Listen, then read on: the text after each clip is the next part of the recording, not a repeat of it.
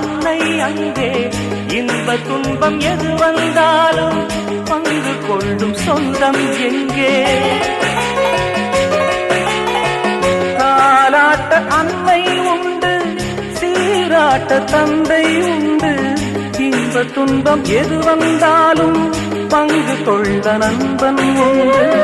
ஒரு தாயின் பிள்ளை போல உருவான சொந்தம் கொண்டு வரும் காலம் யாவும் வெல்ல இணைந்த கைகள் என்றும் உண்டு.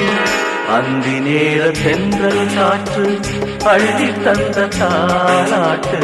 அந்தி நேர தென்றல் காற்று அள்ளி தந்த தாலாட்டு.